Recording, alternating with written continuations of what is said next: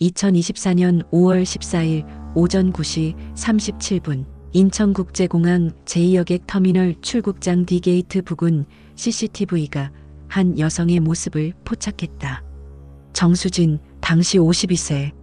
그녀는 회색 캐리어 하나를 끌며 게이트를 통과했고 보안 검색대를 지나 면세구역으로 들어섰다. 그날 그녀가 탑승할 예정이었던 항공편은 오후 1시 20분 출발 예정인 베트남 다낭행 VN 472편이었다. 10박 11일간의 해외 봉사 여행. 그녀가 남편과 성인이 된 자녀들에게 남긴 말은 단 한 줄이었다. 좀 쉬고 올게.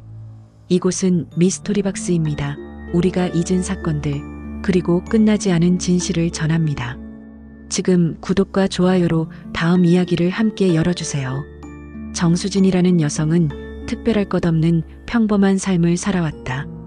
결혼 27년 차, 두 자녀를 키우며 살림만 도맡아 했던 전형적인 주부였다. 그러나 그녀의 일상은 서서히 균열을 보이고 있었다. 남편 박민호는 3년 전부터 회사 후배와의 관계를 숨기지 않았고, 큰아들은 취업 실패 후 방 안에 틀어박혀 나오지 않았으며, 딸은 결혼을 앞두고 친정 엄마를 귀찮아했다. 수지는 그 모든 것을 견뎌냈지만 어느 순간부터 자신이 투명인간처럼 느껴졌다고 가까운 지인은 전했다. 그녀는 누군가에게 필요한 사람이 아니라 그저 있어야 할 자리를 채우는 사람이 되어버렸다. 그해 4월 말, 수지는 인터넷 커뮤니티에서 우연히 해외 봉사 여행 모집 공고를 보았다. 베트남 중부 지역의 고아원과 빈민촌을 방문해 교육봉사와 생활지원 활동을 하는 프로그램이었다. 참가비는 150만 원, 숙소와 식사, 항공료가 모두 포함된 가격이었다. 수지는 평소 해외여행은커녕 혼자 외출조차 드물었지만 그날따라 마우스를 움직여 신청 버튼을 눌렀다. 가족들에게는 출발 사흘 전에 알렸고 남편은 대수롭지 않게 고개만 끄덕였다. 그래, 다녀와. 어차피 집에 있어도 할 일 없잖아. 출발 당일 수지는 새벽부터 집안을 정리했다. 냉장고 안반찬을 소분해 담고 빨래를 돌리고 거실 먼지를 닦았다. 그녀가 없는 동안에도 집은 돌아가야 한다는 듯이 오전 7시 그녀는 조용히 현관문을 열고 나섰다. 아무도 배웅하지 않았다. 공항까지 가는 버스 안에서 그녀는 창밖을 보며 한참을 말없이 앉아 있었다고 같은 버스를 탔던 한 승객이 증언했다. 표정이 묘했어요. 슬픈 것 같기도 하고 홀가분한 것 같기도 하고. 공항에 도착한 수지는 체크인 카운터에서 짐을 붙이고 출국 수속을 마쳤다. 그리고 면세구역 안으로 들어갔다. 이때가 오전 10시 5분경이었다. 그녀는 화장품 매장을 지나쳐 걸어갔고 한 카페 앞에 멈춰섰다. 아메리카노 한 잔을 주문한 뒤 창가 자리에 앉아 휴대전화를 들여다보았다. 그녀의 휴대전화 사용 기록에 따르면 이날 오전 10시 13분부터 10시 27분 사이 카카오톡과 인터넷 검색이 집중적으로 이루어졌다. 검색어는 베트남 다낭 날씨, 봉사활동 준비물, 그리고 마지막으로 혼자 사는 법이었다. 오전 10시 40분경 수지는 카페를 나와 면세점 복도를 걷고 있었다. CCTV 영상에는 그녀가 캐리어를 끌며 천천히 이동하는 모습이 담겼다. 그때 한 남성이 그녀에게 다가왔다. 키 175cm 전후, 검은색 후드티에 청바지 차림, 야구 모자를 깊게 눌러쓴 남성이었다. 그는 수진에게 무언가를 물었고 수진은 잠시 멈춰서서 대답했다.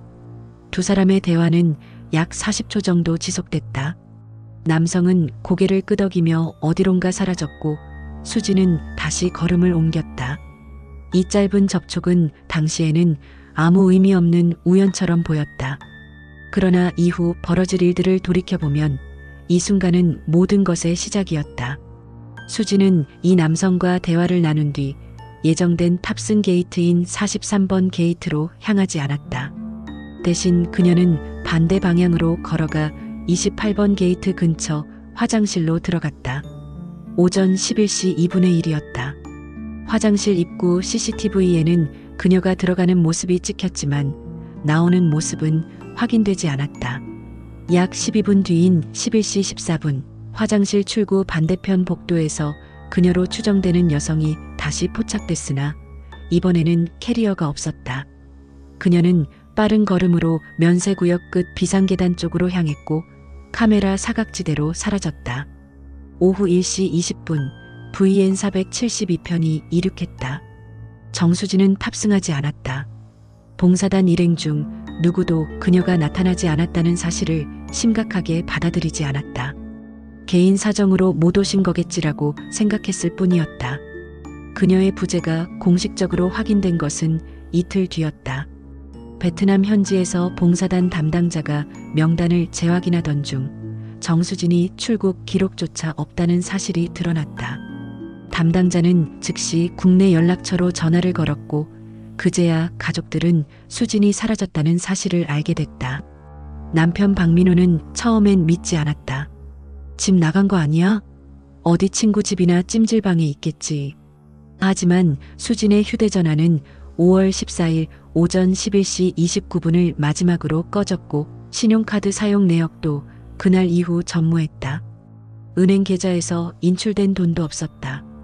그녀는 말 그대로 공중으로 증발해버렸다.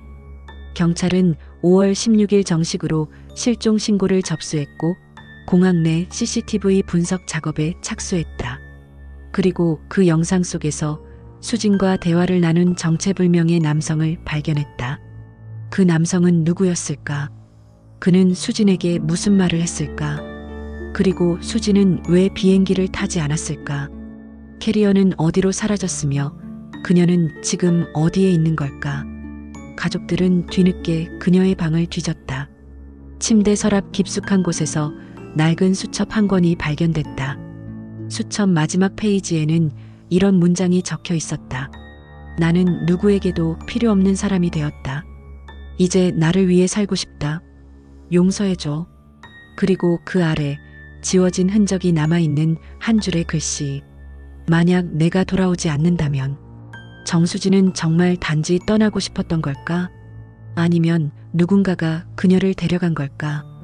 공항이라는 수많은 사람이 오가는 공간에서 한 여성이 흔적도 없이 사라졌다. 그녀의 실종은 이제 막 시작된 미스터리의 첫 장이었다. 그리고 그 미스터리 속에는 우리가 아직 모르는 더 깊은 이야기가 숨겨져 있었다. 그녀의 이름이 지워졌다. 2024년 5월 17일 오전 7시 32분 캄보디아 프놈펜 시내 중심가에 위치한 골든 팰리스 호텔 3층 307호실에서 한 통의 긴급 전화가 프런트 데스크로 걸려왔다. 전화를 건 사람은 봉사단 일행 중 한 명인 김영희 58세 여성이었다. 수진 씨가 방에 없어요.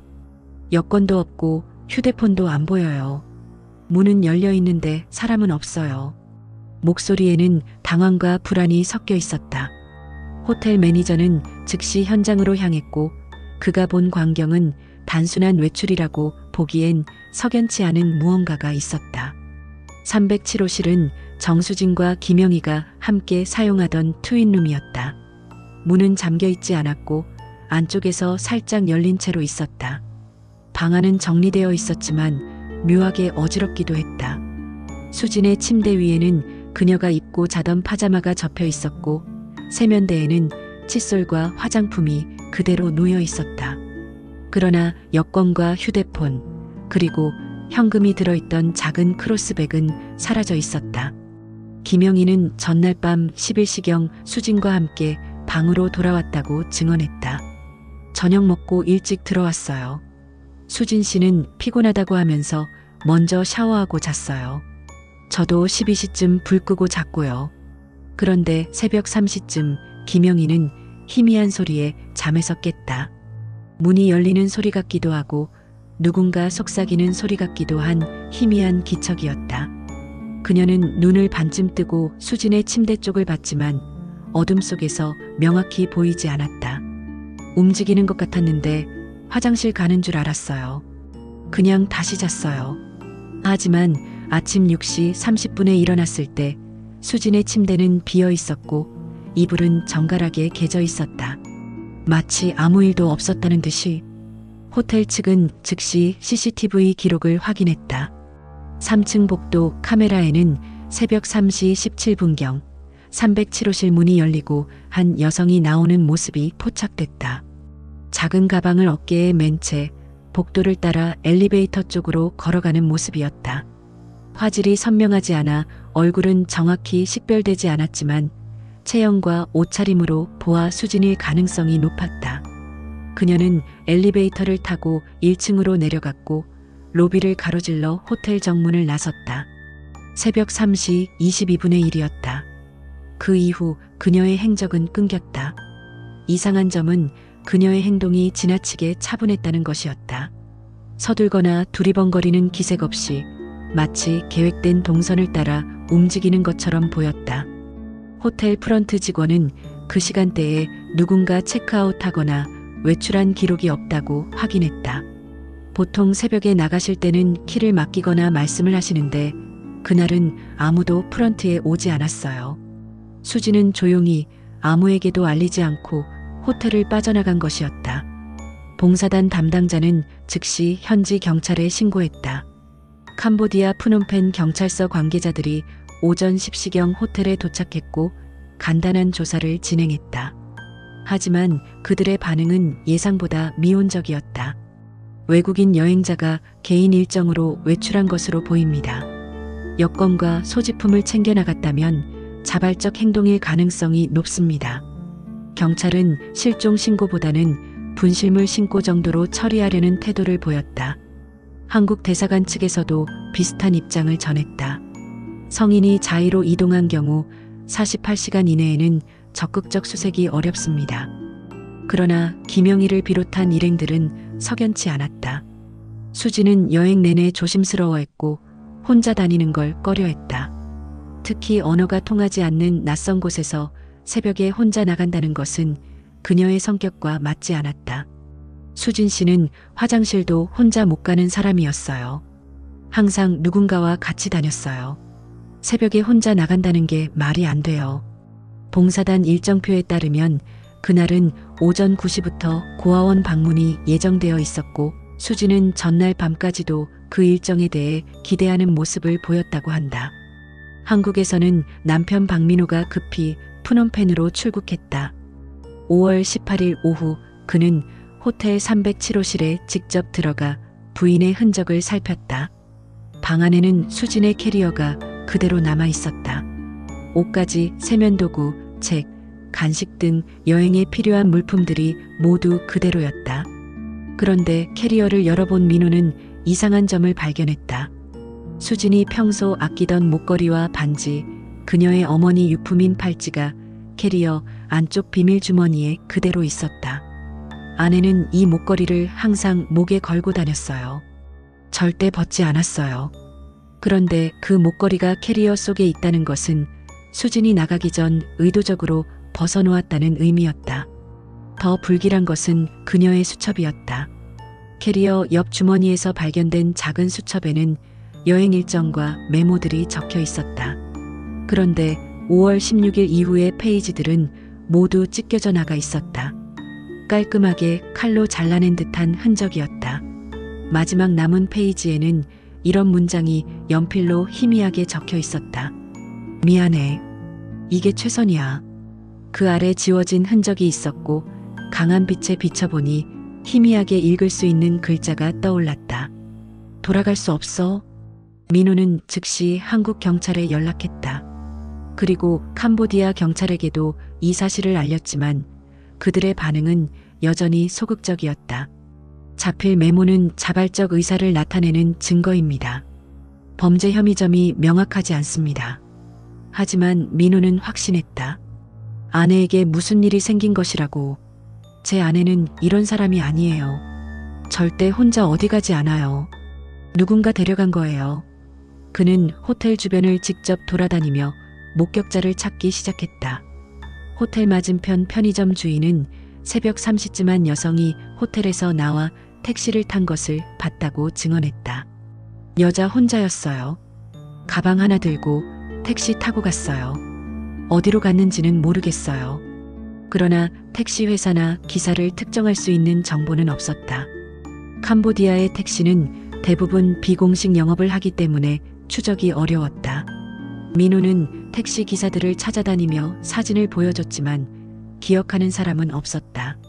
한국 경찰은 5월 19일 정수진의 출국 기록을 재확인했다. 그녀는 5월 14일 인천공항에서 출국 수속을 마치지 않았다. 즉, 공식적으로 그녀는 한국을 떠나지 않은 것이었다. 그렇다면 캄보디아에 있을 리 없었다. 하지만 봉사단 명단에는 분명 그녀의 이름이 있었고 항공권도 그녀 명의로 발권되어 있었다. 여기서 또 하나의 의문이 제기됐다. 누군가 그녀의 신원을 도용했을 가능성이었다. 봉사단 담당자는 뒤늦게 참가자 신원 확인 과정을 재점검했다. 그리고 충격적인 사실을 발견했다. 정수진이라는 이름으로 참가 신청을 한 사람은 맞지만 제출된 여권 사본의 사진이 미묘하게 다른 사람일 가능성이 제기된 것이었다. 화질이 낮아 정확한 대조는 어려웠지만 전문가들은 동일인으로 단정하기 어렵다는 소견을 내놨다. 그렇다면 307호실에 있던 여성은 정말 정수진이었을까? 아니면 그녀의 이름을 빌린 다른 누군가였을까? 5월 20일 캄보디아 경찰은 마침내 적극적 수사에 착수했다. 호텔 주변 상점과 거리의 CCTV 영상을 수집하기 시작했고 새벽 시간대 택시 운행 기록을 추적했다. 그리고 하나의 단서가 포착됐다. 호텔에서 약 800m 떨어진 시장 입구 CCTV에 새벽 3시 40분경 작은 가방을 든 여성이 지나가는 모습이 찍혀 있었다. 그녀는 시장 골목 안쪽으로 들어갔고 그 이후 모습은 보이지 않았다. 그 골목은 미로처럼 복잡하게 얽혀 있어 어디로 빠져나갔는지 추적이 불가능했다. 민호는 그 골목을 직접 걸었다. 좁고 어두운 골목길, 곳곳에 쌓인 쓰레기와 녹슨 철문들, 알 수 없는 언어로 쓰인 간판들. 그곳은 외지인이 혼자 걸어다니기엔 위험해 보이는 곳이었다. 아내가 여기를 혼자 걸었을 리 없어요. 누군가와 함께였거나 아니면 억지로 끌려온 거예요. 그러나 증거는 없었다. 목격자도 흔적도 그 어떤 단서도 남아있지 않았다. 정수진의 여권은 왜 사라졌을까? 그녀는 정말 자발적으로 새벽에 호텔을 나간 것일까? 그렇다면 왜 목걸이를 벗어놓고 수첩 페이지를 찢어버렸을까? 미안해. 이게 최선이야. 그 문장은 무엇을 의미하는 걸까? 그녀는 지금 어디에 있으며 살아있기는 한 걸까? 민호는 매일 밤 호텔방에서 부인의 캐리어를 열어보며 울었다. 돌아와, 제발 돌아와. 하지만 그의 목소리는 메아리 없는 외침이었다. 5월 22일 한국 언론은 이 사건을 보도하기 시작했다. 캄보디아에서 실종된 한국인 주부, 여권과 함께 증발이라는 제목의 기사가 포털 메인에 떴고 누리꾼들 사이에서 추측과 의견이 쏟아졌다. 일부는 자발적 가출을 의심했고 일부는 범죄에 휘말렸을 가능성을 제기했다. 그러나 아무도 정확한 답을 알지 못했다. 정수진이라는 여성은 그렇게 이름마저 지워진 채 어둠 속으로 사라졌다. 그리고 그 어둠 속 어딘가에 그녀의 마지막 모습을 담은 CCTV가 존재했다. 2024년 5월 23일 오후 2시 푸놈펜 중앙경찰서 3층 영상분석실. 박민호는 형광등 불빛 아래 낡은 의자에 앉아 모니터 속 아내의 모습을 응시하고 있었다. 화면 속 시각은 5월 17일 새벽 3시 17분. 골든 팰리스 호텔 3층 복도 307호실 문이 천천히 열리고 한 여성이 걸어 나왔다. 회색 티셔츠에 검은색 긴 바지, 어깨에 작은 크로스백을 맨 그녀는 고개를 살짝 숙인 채 복도를 따라 걸었다. 민호는 그 뒷모습만으로도 알 수 있었다. 저 사람은 분명 수진이었다. 걸음걸이, 어깨의 각도, 가방을 매는 습관까지 모두 그녀의 것이었다. 그런데 영상을 멈추고 다시 재생하던 민호는 이상한 점을 발견했다. 수진이 문을 나서고 약 2초 뒤 복도 끝 비상계단 쪽 어둠 속에서 무언가가 움직였다. 처음엔 그림자인 줄 알았다. 하지만 자세히 보니 사람의 형체였다. 키가 큰 남성으로 보이는 누군가가 벽에 붙어 서 있다가 수진이 엘리베이터 방향으로 걸어가자 그 뒤를 천천히 따라갔다. 거리는 약 5m, 조심스럽게 발소리를 죽이며 움직이는 모습이었다. 민호는 경찰 담당자의 어깨를 잡았다. 저 사람 보이세요? 제 아내 뒤를 따라가고 있잖아요. 캄보디아 경찰 수사관 속 사렛은 화면을 확대했다. 그러나 화질이 좋지 않아 남성의 얼굴은 식별되지 않았다. 검은색 모자를 눌러쓰고 마스크를 착용한 것으로 보이는 인물이었다. 체격은 175에서 180cm 사이, 마른 편이었다. 그는 수진과 일정한 거리를 유지하며 따라갔고 엘리베이터 앞에서 멈췄다. 수진이 엘리베이터를 탔지만 그는 타지 않았다. 대신 그는 계단 쪽으로 방향을 틀어 사라졌다. 이 사람은 누구죠? 왜 제 아내를 따라간 거죠? 민호의 목소리는 떨렸다. 사렛은 담배를 꺼내 물고 말했다. 따라간 건지 우연히 같은 방향으로 간 건지 확실하지 않습니다. 호텔에는 다른 투숙객들도 많았으니까요. 민호는 황당함을 감추지 못했다.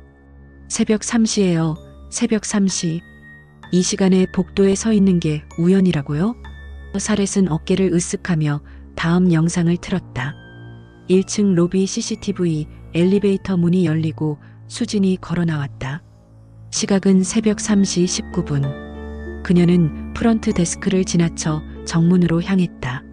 로비에는 야간 근무 직원 한 명이 졸고 있었고 수진은 그를 깨우지 않았다. 그냥 조용히 문을 밀고 나갔다. 여기까지는 앞서 확인한 내용과 같았다. 하지만 민호가 요청한 건 그 다음 영상이었다. 호텔 정문 밖 CCTV는 없나요? 제 아내가 어느 방향으로 갔는지 확인해야죠. 사렛은 잠시 머뭇거리다가 파일을 열었다. 호텔 정문 외부를 비추는 카메라 영상. 새벽 3시 22분. 수진이 호텔 문을 나서는 모습이 보였다. 그녀는 잠시 주변을 둘러보더니 왼쪽 골목 방향으로 걸어갔다. 그런데 바로 그때 화면이 흔들리며 짧게 끊겼다. 약 3초간의 공백이었다. 그리고 다시 화면이 돌아왔을 때 수진의 모습은 보이지 않았다. 프레임 속에는 텅 빈 거리만 남아 있었다. 민호는 자리에서 일어났다. 왜 끊긴 거죠? 이 3초 동안 무슨 일이 있었던 거예요? 사렛은 무표정하게 대답했다. 카메라 결함입니다. 가끔 이런 일이 있습니다. 하지만 민호는 납득할 수 없었다. 하필 그 순간 아내가 사라지는 바로 그 순간에 카메라가 고장났다는 게 말이 되는가. 그는 영상을 되돌려 다시 재생했다. 화면이 끊기기 직전 프레임 오른쪽 구석에 희미한 그림자 하나가 더 포착됐다. 누군가 호텔 옆 골목에서 나와 수진이 간 방향으로 움직이는 것처럼 보였다. 그리고 화면이 끊겼다. 이거 편집된 거 아니에요? 누가 의도적으로 지운 거 아니냐고요. 민호의 목소리가 높아졌다. 사렛은 한숨을 쉬며 담배 연기를 내뿜었다. 미스터 박, 여기는 캄보디아입니다. CCTV 장비가 좋지 않아요. 전기도 자주 끊기고 저장 장치도 오래됐어요. 편집이 아니라 기술적 문제입니다. 민호는 책상을 쳤다. 그럼 원본 파일을 보여주세요. 제가 직접 확인하겠습니다. 사렛은 고개를 저었다. 원본은 경찰 내부 자료입니다. 민간인에게 공개할 수 없습니다. 민호는 그날 밤 호텔 방으로 돌아와 벽에 기대 주저앉았다. CCTV 영상 속 그 3초가 머릿속을 떠나지 않았다. 그 짧은 순간에 아내에게 무슨 일이 벌어진 걸까? 누군가 그녀를 끌고 간 걸까? 아니면 그녀 스스로 어디론가 사라진 걸까? 그리고 복도에서 그녀를 따라간 남성은 누구였을까? 민호는 호텔 측에 다시 요청했다. 3층 복도에 있던 그 남성, 그 사람이 누군지 알아내야 합니다. 투숙객 명단을 확인해 주세요. 호텔 매니저는 난색을 표했다. 개인정보 보호 때문에 어렵습니다. 하지만 민호는 물러서지 않았다.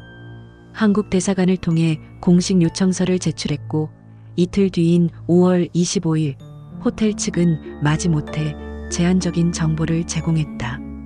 5월 16일부터 17일 사이 3층에 투숙한 객실은 총 12개, 그중 307호를 제외한 11개, 객실의 투숙객 국적은 중국 4명, 태국 3명, 프랑스 2명, 한국 1명, 미국 1명이었다. 민호는 한국인 투숙객 정보를 요청했다. 305호실 남성 1인, 이름은 김재훈, 39세. 체크인 날짜는 5월 15일, 체크아웃은 5월 18일이었다. 민호는 즉시 한국 경찰에 연락해 김재훈이라는 인물의 신원을 확인해달라고 요청했다. 한국 경찰은 24시간 만에 답변을 보내왔다. 해당 이름과 생년월일로 등록된 출국 기록이 없습니다. 여권 발급 기록도 확인되지 않습니다. 즉, 김재훈이라는 이름은 가짜였다. 누군가 위조된 신원으로 호텔에 투숙한 것이었다. 민호는 다시 사렛을 찾아갔다. 305호실 투숙객이 가짜 신분입니다. 이 사람이 제 아내를 따라간 거예요. 이 사람을 찾아야 합니다. 사렛은 이번에도 미온적이었다. 호텔 투숙 기록만으로는 범죄 혐의를 특정할 수 없습니다. 그 사람이 부인을 해친 증거가 있나요? 민호는 답답함에 소리쳤다. CCTV에 나왔잖아요.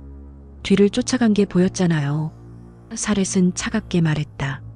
그 사람은 엘리베이터를 타지 않았습니다. 계단으로 갔어요. 부인과 같은 방향으로 가지 않았다는 뜻입니다. 민호는 할 말을 잃었다. 이 사람들은 애초에 진실을 찾을 생각이 없는 것 같았다. 그날 밤 민호는 직접 305호실 앞에 섰다.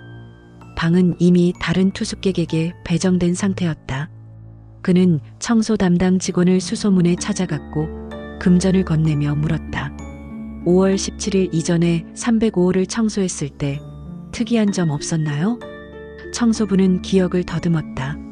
그 방 거의 쓰지 않았어요. 침대도 안 쓴 것처럼 정리되어 있었고 쓰레기도 거의 없었어요. 근데 이상한 건 창문이 열려 있었어요. 밤새 열어놨던 것 같았어요. 민호는 물었다. 왜 이상한가요? 청소부는 대답했다. 에어컨 틀어놓고 창문 여는 사람은 없잖아요. 그리고 3층에서 창문으로 뭘 보려고 하는 건지. 민호는 즉시 305호실 창문 위치를 확인했다. 그 창문에서는 307호실 문 쪽이 보였다. 각도상 복도 일부가 시야에 들어왔다. 그는 소름이 돋았다. 305호실에 묵던 인물은 수진을 감시하고 있었던 것이다. 그리고 그녀가 방을 나서는 순간을 기다렸다가 뒤를 쫓은 것이었다. 이건 우연이 아니었다. 계획된 행동이었다. 민호는 손이 떨렸다. 아내는 납치된 것이었다. 그것도 치밀하게 준비된 계획에 의해. 5월 27일 민호는 현지 사설 탐정을 고용했다. 경찰을 믿을 수 없었기 때문이었다. 탐정은 호텔 주변 상점들을 뒤지며 305호실 투숙객의 목격담을 수집했다. 그리고 한 가지 증언을 확보했다. 호텔 맞은편 식당 주인은 5월 16일 저녁 검은 모자를 쓴 동양인 남성이 창가 자리에 앉아 호텔 입구를 계속 바라보고 있었다고 기억했다. 밥도 거의 안 먹고 계속 창밖만 봤어요. 2~3시간 있다가 갔어요. 시간대는 오후 6시부터 8시 사이, 바로 봉사단 일행이 저녁 식사를 마치고 호텔로 돌아오던 시간이었다. 탐정은 또 하나의 단서를 찾아냈다. 호텔 지하 주차장 CCTV에 5월 17일 새벽 3시 50분경 검은색 세단 한 대가 출차하는 모습이 찍혀 있었다. 번호판은 가려져 있었고 운전석에는 남성 1명, 뒷좌석에는 누군가 앉아 있는 것처럼 보였다. 화질이 흐릿해 정확한 식별은 불가능했지만 뒷좌석 인물의 실루엣은 여성으로 추정됐다. 차량은 호텔을 빠져나가 북쪽 방향으로 사라졌다. 민호는 이 영상을 경찰에 제출했다. 이 차를 추적해야 합니다. 제 아내가 저 차에 탔을 가능성이 큽니다. 하지만 사렛의 반응은 여전히 차가웠다. 차량 소유주를 확인할 수 없으면 추적이 불가능합니다. 번호판도 가려져 있고 외부 CCTV도 없으니 어디로 갔는지 알 수 없습니다. 민호는 분노를 참지 못하고 소리쳤다. 당신들은 대체 뭘 하는 거예요? 제 아내가 납치됐는데 왜 손 놓고 있는 거예요? 사렛은 냉정하게 대답했다. 미스터 박, 우리는 증거에 따라 움직입니다. 확실한 범죄 증거가 없으면 수사를 확대할 수 없습니다. 그리고 솔직히 말하면 당신 부인이 자발적으로 떠났을 가능성도 배제할 수 없습니다. 민호는 그 순간 깨달았다. 이들은 처음부터 이 사건을 해결할 의지가 없었다. 외국인 실종 사건이 국제 문제로 비화되는 걸 꺼렸고 그저 조용히 덮고 싶어 했다. CCTV 영상의 그 3초 편집된 흔적이 분명한 그 공백도 어쩌면 의도적이었을지 모른다. 누군가 진실을 감추고 있었다. 그리고 그 누군가는 단순한 범죄자가 아닐 수도 있었다. 민호는 등골이 서늘해졌다. 그는 한국으로 돌아가지 않기로 했다. 아내를 찾을 때까지, 무슨 일이 있어도 찾을 때까지 이곳에 남기로 했다. 하지만 그가 알지 못하는 사실이 있었다. 그가 추적하던 그 진실 속에는 그가 상상하지 못한 또 다른 거짓이 숨어 있었다. 그리고 그 거짓은 그의 아내뿐 아니라 그 자신까지도 집어삼킬 어둠이었다. CCTV 화면 속 마지막 장면, 수진이 사라지기 직전 돌아본 그 표정. 민호는 뒤늦게 그 표정 속에서 두려움이 아닌 다른 감정을 발견했다. 그것은 체념이었다. 마치 이미 모든 걸 알고 있었다는 듯한. 챕터 4. 2024년 5월 29일 박민호는 프놈펜의 작은 게스트하우스 방에서 아내의 휴대전화 통화 내역서를 펼쳐놓고 있었다. 한국통신사를 통해 받아낸 최근 3개월간의 기록이었다. 형광펜으로 표시된 번호들, 붉은색 밑줄이 그어진 날짜들, 그리고 그 속에서 반복적으로 등장하는 한 개의 전화번호 10-4782-XXXX. 민호는 그 번호를 응시하며 턱을 괴었다. 이 번호의 주인은 누구이며 아내는 왜 이 사람과 이토록 자주 통화했던 걸까? 통화 내역을 분석한 결과는 놀라웠다. 정수진은 5월 14일 공항을 떠나기 전 마지막으로 이 번호와 통화했다. 시각은 오전 10시 51분, 통화 시간은 4분 22초였다. 그리고 그 이전 한 달간 이 번호와의 통화는 총 37회에 달했다. 대부분 밤 10시 이후, 민호가 귀가하기 전이나 잠든 이후 시간대였다. 통화 시간은 짧게는 2분, 길게는 41분까지 다양했다. 문자 메시지는 무려 218건이었다. 민호는 손이 떨렸다. 아내가 누군가와 이렇게 밀접하게 연락하고 있었다는 사실을 그는 전혀 몰랐다. 민호는 즉시 그 번호로 전화를 걸었다. 신호음이 울렸지만 받지 않았다. 다시 걸었다. 또 받지 않았다. 세 번째 시도에서 통화가 연결됐다. 상대방은 말하지 않았다. 숨소리만 들렸다. 민호가 먼저 입을 열었다. 여보세요, 누구세요? 제 아내 정수진 씨와 통화하신 분 맞나요? 긴 침묵이 흘렀다.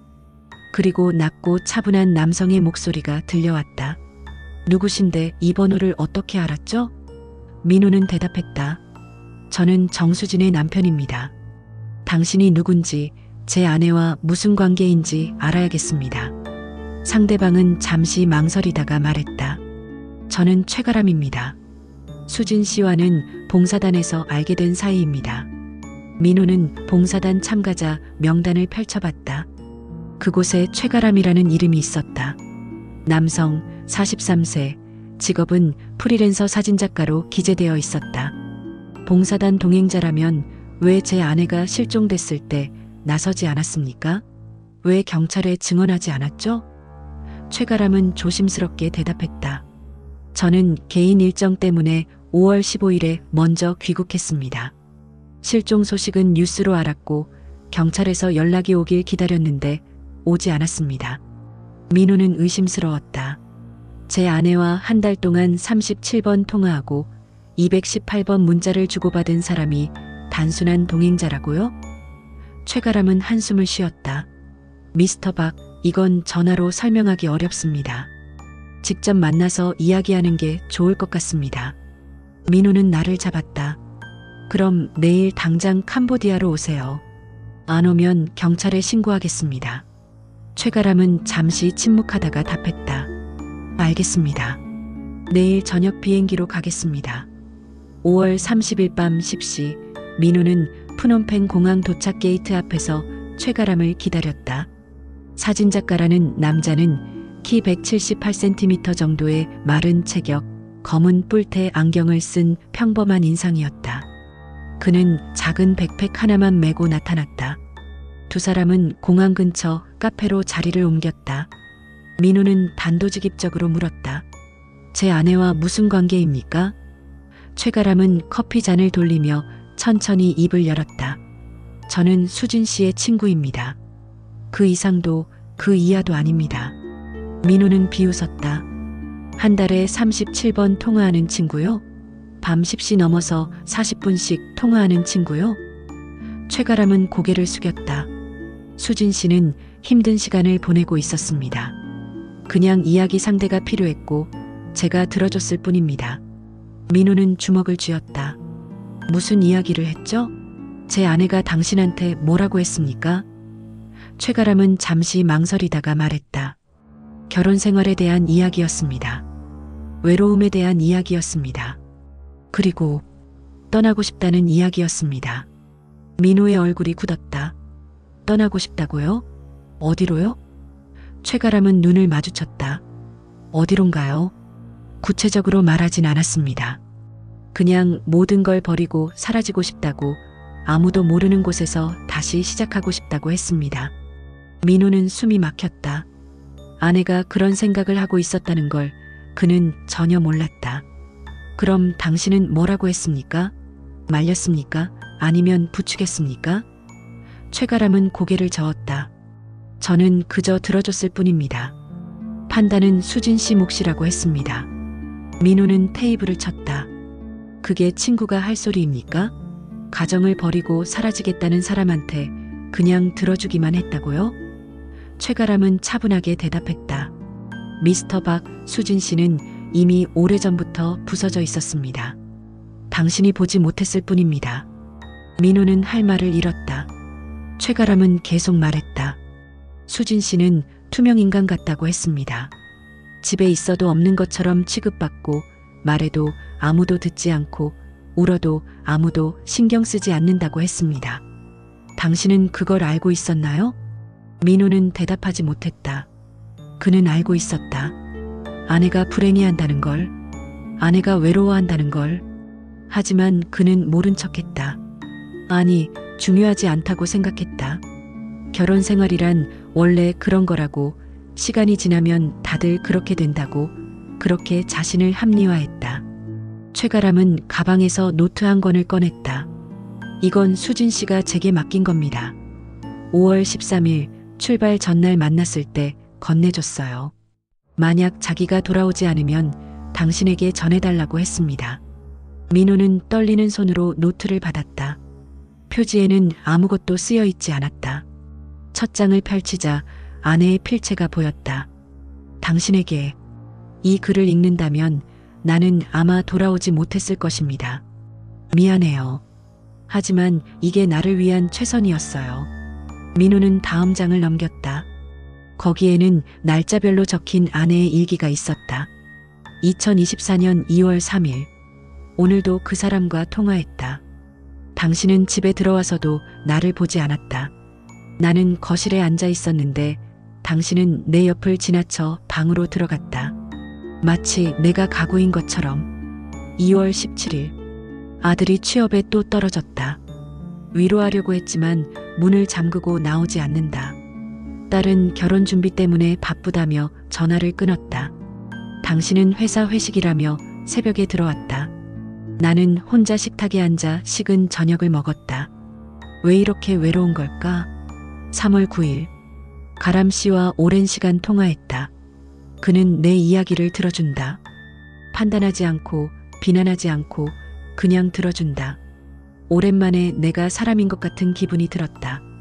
민호는 페이지를 넘기며 아내의 마음속을 들여다봤다. 그녀는 외로웠다. 절망적으로 외로웠다. 그리고 그 외로움 속에서 최가람이라는 남자를 만났다. 민호는 최가람을 노려봤다. 당신은 제 아내를 유혹한 겁니까? 최가람은 고개를 저었다. 아닙니다. 저는 단지 친구였을 뿐입니다. 수진 씨는 사랑을 원한 게 아니었어요. 그저 자기 존재를 인정받고 싶었던 겁니다. 민호는 비웃었다. 그래서 당신이 인정해줬다는 거죠? 그래서 제 아내가 당신한테 빠진 거죠? 최가람은 한숨을 쉬었다. 미스터 박, 당신은 지금도 이해하지 못하고 있습니다. 수진 씨는 누군가에게 빠진 게 아니에요. 수진 씨는 그냥 떠나고 싶었던 겁니다. 당신으로부터, 가족으로부터, 그 모든 짐으로부터 벗어나고 싶었던 거예요. 민호는 노트를 집어던졌다. 그래서 사라진 겁니까? 그래서 아무 말 없이 증발한 겁니까? 이게 정상적인 행동이라고 생각합니까? 최가람은 조용히 말했다. 수진 씨는 마지막 통화에서 이렇게 말했습니다. 나는 더 이상 그 집에 있을 수 없어. 하지만 떠나면 모두가 날 나쁜 사람으로 만들 거야. 그러니까 차라리 사라지는 게 나아. 그럼 적어도 날 불쌍히 여기겠지. 그게 수진 씨의 선택이었습니다. 민호는 숨이 막혔다. 아내는 계획적으로 사라진 것이었다. 가족을 버리고 삶을 버리고 의도적으로 증발한 것이었다. 그렇다면 307호실에서의 실종도 CCTV 속 남성도 모두 아내의 계획이었단 말인가? 민호는 혼란스러웠다. 그는 아내가 납치됐다고 믿고 싶었다. 누군가에게 끌려갔다고 억지로 사라진 거라고 믿고 싶었다. 하지만 최가람의 말과 아내의 일기는 다른 가능성을 제시했다. 아내는 스스로 사라진 것이었다. 그리고 그 선택의 이유는 민호 자신에게 있었다. 그는 고개를 떨구었다. 그럼 제 아내는 지금 어디 있습니까? 살아있기는 한 겁니까? 최가람은 대답하지 못했다. 저도 모릅니다. 수진 씨는 마지막 통화 이후 연락을 끊었습니다. 민호는 노트 마지막 장을 펼쳤다. 거기에는 5월 13일 날짜와 함께 이런 글이 적혀 있었다. 내일 떠난다. 돌아오지 않을 것이다. 미안하지만 이게 나를 위한 유일한 길이다. 가람, 고마웠어. 당신만이 나를 사람으로 봐줬어. 그리고 당신에게 나를 찾지 마. 나는 이미 오래전에 죽었어. 당신이 죽인 거야. 민호는 노트를 덮으며 눈을 감았다. 그의 눈에서 눈물이 흘러내렸다. 그것은 슬픔이 아니었다. 분노였다. 아내에 대한 분노, 자신에 대한 분노, 그리고 이 모든 상황에 대한 분노였다. 그는 최가람을 쳐다봤다. 당신은 제 아내를 어디로 보냈습니까? 당신이 도와준 거 아닙니까? 최가람은 고개를 저었다. 저는 아무것도 하지 않았습니다. 수진 씨는 혼자 결정했고 혼자 떠났습니다. 민호는 믿지 않았다. 거짓말 마세요. 당신이 도왔을 겁니다. 여권, 돈, 숙소, 뭔가 도와줬을 거예요. 최가람은 침묵했다. 그 침묵이 답이었다. 민호는 자리에서 일어났다. 당신을 경찰에 신고하겠습니다. 실종교사, 방조, 뭐든 될 겁니다. 최가람은 차분하게 말했다. 그러세요. 하지만 그게 수진 씨를 찾는데 도움이 될까요? 민호는 멈췄다. 최가람은 계속 말했다. 미스터 박, 당신이 정말 수진 씨를 찾고 싶다면 먼저 이해해야 합니다. 왜 수진 씨가 떠났는지를, 그리고 당신이 무엇을 잃었는지를. 민호는 대답하지 않고 카페를 나섰다.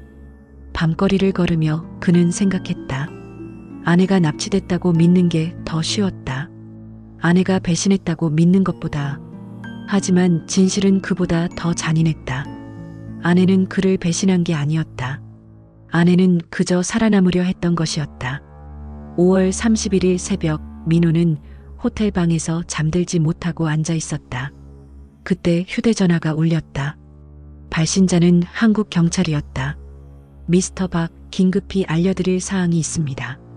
부인의 휴대전화 신호가 포착됐습니다. 민호는 벌떡 일어났다. 어디서요? 언제요? 경찰은 대답했다.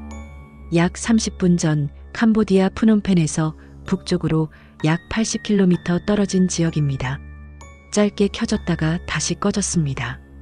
민호는 숨이 멎었다. 죽은 줄 알았던 아내의 휴대전화가 다시 살아난 것이었다. 그리고 그것은 아내가 아직 살아있다는, 혹은 누군가 그녀의 전화를 사용하고 있다는 증거였다.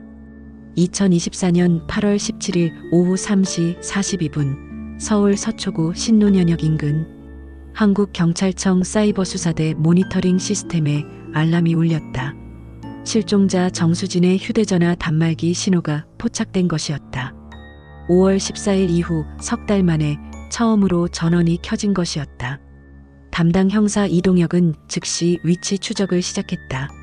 GPS 좌표는 서울시 강남구 논현동, 정확한 주소는 논현로 지하철역에서 도보 5분 거리에 위치한 한 건물이었다.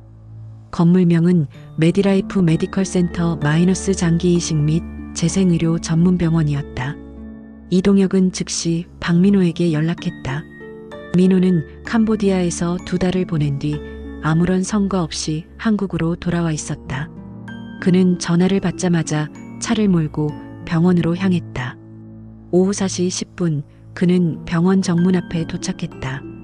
12층짜리 현대식 건물, 유리 외벽에는 생명을 되살리는 기술이라는 홍보 문구가 붙어 있었다. 민호는 숨을 고르고 로비로 들어갔다. 프런트 데스크 직원에게 물었다. 휴대전화 분실물 접수된 거 있나요? 제 아내 전화인데요. 직원은 고개를 저었다. 최근 분실물 접수 내역은 없습니다. 민호는 정수진의 사진을 보여줬다. 혹시 이 사람 본 적 있나요?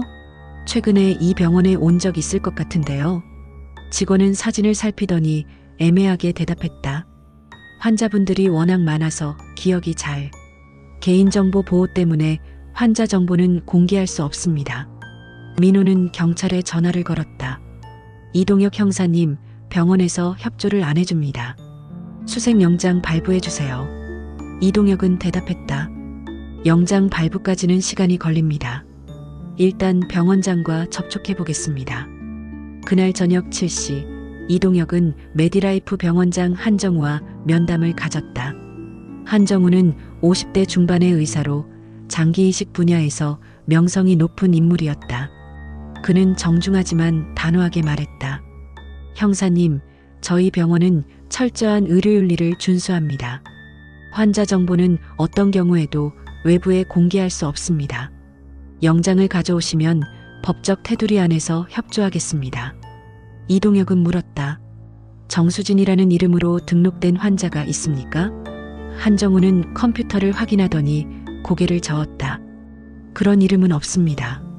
이동혁은 휴대전화 신호 추적 기록을 보여줬다. 이 신호는 분명 당신 병원 내부에서 발생했습니다. 4층, 정확히는 재활병동 쪽입니다. 한정우는 잠시 말을 멈췄다. 그건 우연의 일치일 겁니다. 환자나 보호자 중 누군가 그 전화를 주었을 수도 있고요. 이동혁은 눈을 가늘게 떴다. 그렇다면 병원 내부 CCTV를 확인시켜 주시죠. 8월 17일 오후 3시 40분경 4층 재활병동 영상을 보고 싶습니다. 한정우는 난색을 표했다. 그것도 개인정보 보호 대상입니다. 영장 없이는 불가능합니다. 이동혁은 72시간 만에 수색영장을 발부받았다. 8월 20일 오전 10시 그는 수사팀과 함께 메디라이프 병원에 들어갔다. 한정우는 마지못해 협조했고 CCTV 영상을 제공했다. 8월 17일 오후 3시 40분경 4층 재활병동 복도 영상. 화면 속에는 휠체어를 탄 한 여성이 보였다. 간호사가 휠체어를 밀고 있었고 여성은 고개를 숙인 채 앉아 있었다. 얼굴은 보이지 않았지만 체형과 머리 길이는 정수진과 유사했다. 이동혁은 영상을 멈추고 확대했다. 여성의 손에 무언가 들려 있었다. 휴대전화였다. 이동혁은 한정우에게 물었다. 이 환자는 누구입니까? 한정우는 기록을 확인했다. 김미선, 47세, 간이식 수술 후 회복 중인 환자입니다. 민호가 끼어들었다. 얼굴을 확인하고 싶습니다. 그 환자를 만나게 해주세요. 한정우는 난감한 표정을 지었다. 환자의 동의 없이는 면회가 불가능합니다. 그리고 김미선 씨는 현재 의식이 완전히 회복되지 않은 상태입니다. 민호는 소리쳤다. 그게 제 아내일 수 있다고요. 당장 확인해야 합니다. 경찰은 법원을 통해 강제 신원 확인 절차를 밟았다. 8월 22일 마침내 민호는 4층 재활병동 407호실에 들어갈 수 있었다. 방문을 열자 하얀 침대 위에 누워있는 여성이 보였다. 창밖빛이 희미하게 들어와 그녀의 얼굴을 비췄다. 민호는 숨이 멎었다. 그 여성은 정수진이었다. 아내였다. 하지만 무언가 달랐다. 얼굴은 수진이 맞았지만 피부색이 창백하고 눈은 감겨 있었으며 입가에는 산소 호흡기가 연결되어 있었다. 침대 옆 모니터는 심장 박동과 혈압을 표시하고 있었다. 그녀는 살아 있었다. 하지만 깨어나지 못하고 있었다. 민호는 침대 옆으로 다가갔다. 수진아, 나야. 당신 남편이야. 그녀는 반응하지 않았다. 눈꺼풀조차 움직이지 않았다. 민호는 그녀의 손을 잡았다. 차가웠다. 한정우가 뒤에서 설명했다. 김미선 씨는 7월 28일 본원에 입원했습니다. 간부전 말기 상태였고 긴급간이식 수술을 받았습니다. 수술은 성공적이었으나 이후 뇌손상 증세를 보였고 현재는 최소의식 상태입니다. 민호는 돌아봤다. 무슨 소리 하는 겁니까? 이 사람은 김미선이 아니라 정수진입니다. 제 아내라고요. 한정우는 차분하게 대답했다. 환자 등록 서류에는 김미선으로 되어 있습니다. 주민등록증, 건강보험증 모두 김미선 명의입니다. 이동혁이 끼어들었다. 서류를 보여주시죠. 한정우는 파일을 꺼내 건넸다. 거기에는 김미선이라는 이름과 함께 주민등록번호, 주소, 보호자 정보가 적혀 있었다. 사진도 첨부되어 있었는데 그 사진 속 얼굴은 병상에 누운 여성과 일치했다. 이동혁은 사진을 자세히 들여다봤다. 이 사진 합성된 것 같은데요. 해상도가 부자연스럽습니다. 한정우는 당황한 기색을 보였다. 저희는 환자가 제출한 서류를 토대로 등록했을 뿐입니다. 위조 여부까지 확인할 의무는 없습니다. 이동혁은 보호자 정보를 확인했다. 보호자 이름은 최민준, 관계는 남편으로 되어 있었다. 연락처가 기재되어 있었다. 이동혁은 그 번호로 전화를 걸었다. 신호음이 울렸지만 받지 않았다. 꺼진 번호였다. 이 보호자는 어디 있습니까? 병원비는 누가 내고 있죠? 한정우는 대답했다. 보호자는 환자 입원 후 연락이 두절됐습니다. 병원비는 선입금으로 납부되었고 약 3개월치가 미리 지불되어 있습니다. 민호는 서류를 집어 던졌다. 이게 말이 됩니까? 남편이라는 사람이 환자를 내버려 두고 사라졌다는 게요? 이건 명백히 조작입니다. 이동혁도 동의했다. 신원 확인을 위해 지문과 DNA 검사를 진행하겠습니다. 한정우는 동의했고 즉시 검사가 이루어졌다. 결과는 48시간 뒤에 나왔다. 8월 24일 이동혁은 민호를 만나 결과를 전했다. 지문과 DNA 모두 정수진 씨와 일치합니다. 병상의 여성은 확실히 당신 아내입니다. 민호는 고개를 떨어뜨렸다.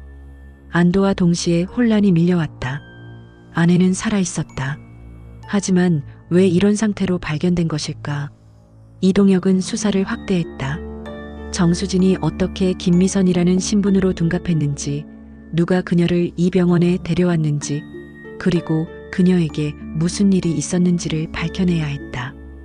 병원 입원 기록을 추적한 결과 김미선이라는 환자는 7월 28일 새벽 2시경 응급실을 통해 입원했다. 동반자는 최민준이라는 남성으로 환자가 급성 간부전으로 의식을 잃었다며 긴급 입원을 요청했다. 당시 응급실 CCTV를 확인한 결과 마스크와 모자로 얼굴을 가린 남성이 휠체어에 실린 여성을 데리고 들어오는 모습이 찍혀 있었다. 이동혁은 최민준이라는 인물의 신원을 조회했다. 하지만 그 이름과 주민등록번호로 등록된 사람은 존재하지 않았다. 완전히 허위로 만들어진 신분이었다. 그렇다면 누가 왜 정수진을 이 병원에 데려왔으며 왜 가짜 신분으로 등록했을까? 더 이상한 점은 간이식 수술이었다. 수술 기록에 따르면 정수진은 7월 29일 간이식 수술을 받았다. 기증자는 뇌사자 익명 기증으로 기재되어 있었다. 하지만 대한민국 장기이식관리센터에 확인한 결과 그 날짜에 해당하는 간 기증 기록은 존재하지 않았다. 이동혁은 한정우를 다시 불러 추궁했다.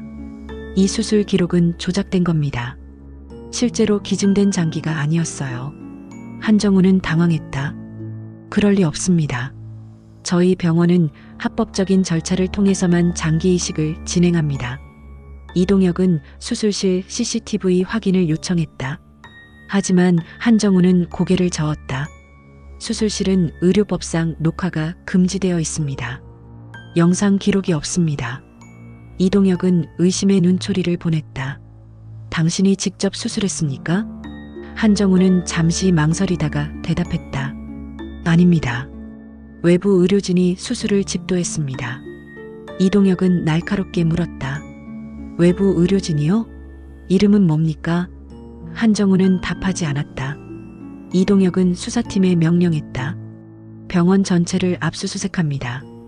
수술 기록, 의료진 명단, 재정거래 내역 전부 확보하세요. 수사는 일주일간 진행됐다.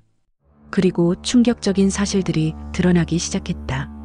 메디라이프 병원은 표면상 합법적인 의료기관이었지만 이면에는 불법 장기 매매 조직과 연결되어 있었다. 뇌사자나 사망자로 위장한 기증자들로부터 장기를 적출해 부유한 환자들에게 이식하는 구조였다. 더 끔찍한 사실은 정수진에게 이식된 간이 어디서 왔는지 추적이 불가능하다는 것이었다. 기증자 기록 자체가 존재하지 않았다. 마치 그 장기가 처음부터 없었던 것처럼. 이동혁은 한정우를 구속하고 신문했다. 한정우는 결국 입을 열었다. 정수진이라는 환자는 제가 받은 게 아닙니다. 누군가 저를 찾아와서 거액을 제시하며 수술을 요청했어요. 신원 묻지 말고 기록 남기지 말고 그냥 살리기만 하라고 했습니다. 이동혁은 물었다. 누가 그랬습니까? 한정우는 떨리는 목소리로 대답했다. 얼굴을 본 적 없어요. 전화로만 지시받았고 돈은 해외 계좌로 들어왔어요. 민호는 이 모든 사실을 듣고 충격에 빠졌다. 아내는 누군가에 의해 납치되고 정체불명의 수술을 받았으며 가짜 신분으로 병원에 방치되었다. 그리고 그 배우는 아직 드러나지 않았다. 민호는 아내의 침대 곁을 지키며 물었다. 수진아, 대체 누가 당신한테 이런 짓을 한 거야? 왜 당신을 이렇게 만든 거야? 하지만 수진은 대답하지 않았다. 그녀는 그저 누워 있었다. 살아있지만 죽은 것처럼. 8월 28일 이동혁은 정수진의 휴대전화를 분석한 결과를 받았다. 전화기는 8월 17일 오후 3시 42분에 켜졌고 단 한 통의 문자 메시지가 발송되었다. 수신자는 박민호, 내용은 단 한 줄이었다. 찾지 마. 발신 위치는 메디라이프 병원 4층이었다. 누군가 정수진의 전화를 켜고 민호에게 메시지를 보낸 것이었다. 그리고 그것은 경고였다. 더 이상 파고들지 말라는. 민호는 그 메시지를 보며 온몸이 얼어붙었다. 누군가 자신을 감시하고 있었다. 그리고 그 누군가는 아직 가까이에 있었다. 병원 주차장에서 차에 오르려던 민호는 뒷좌석에서 희미한 움직임을 감지했다. 그가 뒤를 돌아보려는 순간 누군가 그의 입을 막았다. 차가운 금속이 목에 닿았다. 낮은 남성의 목소리가 귓가에 속삭였다. 더 캐면 당신 아내는 진짜 죽는다. 지금 그녀는 살아있는 시신일 뿐이야. 조작된 생명이지. 알아? 민호는 숨이 막혔다. 남성은 계속 말했다. 돌아가. 모든 걸 잊어. 그게 당신과 당신 아내를 위한 길이야. 그리고 남성은 차에서 내려 어둠 속으로 사라졌다. 민호는 그 자리에 얼어붙어 있었다. 살아있는 시신, 조작된 생명. 그 말의 의미는 무엇이었을까? 그녀는 누구였을까? 2024년 9월 2일 오전 11시 서울대학교병원 법의학연구소. 박민호는 하얀 복도를 걸어 분석실 문 앞에 섰다. 안에서는 법의학자 최진호 교수가 컴퓨터 화면을 응시하고 있었다. 민호가 요청한 정밀 DNA 분석 결과가 나온 것이었다. 최 교수는 민호를 보더니 무거운 표정으로 자리를 권했다. 앉으시죠. 결과가 좀 복잡합니다. 민호는 긴장한 채 앉았다. 최 교수는 화면을 돌려 보여주며 설명을 시작했다. 혈액 샘플과 모발 샘플에서 추출한 DNA는 정수진 씨와 일치합니다. 지문도 일치하고요. 하지만 문제는 장기 조직 샘플입니다. 최 교수는 다른 화면을 띄웠다. 간 조직에서 추출한 DNA는 정수진 씨의 것이 아닙니다. 완전히 다른 사람의 유전자입니다. 민호는 이해하지 못했다. 그게 무슨 뜻입니까? 이식받았으니까 당연히 다른 사람 거 아닙니까? 최 교수는 고개를 저었다. 그렇습니다. 간은 기증자의 것이니 다를 수 있어요. 하지만 문제는 심장입니다. 심장 조직에서 추출한 DNA도 정수진 씨의 것이 아닙니다. 이것도 제3자의 유전자예요. 민호는 숨이 멎었다. 심장도요? 그럼 제 아내가 심장 이식까지 받았다는 겁니까? 최 교수는 화면을 확대했다. 메디라이프 병원 기록에는 간 이식만 기재되어 있습니다. 심장 이식 기록은 없어요. 하지만 정밀 검사 결과 심장 판막 부위에 수술 흔적이 확인됐습니다. 누군가 의도적으로 심장 수술 기록을 숨긴 겁니다. 민호는 목소리를 높였다. 그럼 제 아내는 간과 심장을 모두 바꿨다는 거잖아요. 도대체 왜 그런 짓을 한 겁니까? 최 교수는 신중하게 말했다. 더 이상한 건 간과 심장의 DNA가 서로 다릅니다. 즉, 두 개의 서로 다른 기증자로부터 장기를 받았다는 뜻입니다. 그런데 두 장기 모두 국가이식관리센터에 등록된 기록이 없어요. 민호는 머리가 복잡해졌다. 그럼 불법 장기 매매로 얻은 거란 말입니까? 최 교수는 고개를 끄덕였다. 가능성이 높습니다. 그리고 한 가지 더 이상한 점이 있습니다. 심장 DNA를 데이터베이스에 조회했는데 일치하는 기록이 하나 나왔습니다. 화면에 한 여성의 신원 정보가 떴다. 이름은 이재경, 35세, 사망일은 2024년 7월 25일 사이는 교통사고였다. 민호는 그 이름을 본 순간 온몸이 굳었다. 이재경. 그는 그 이름을 알고 있었다. 자신의 보험 고객이었다. 민호는 보험 설계사로 15년간 일해왔다. 수백 명의 고객을 관리했고 이재경은 그 중 한 명이었다. 3년 전 그녀가 생명보험에 가입했을 때 상담을 진행했었다.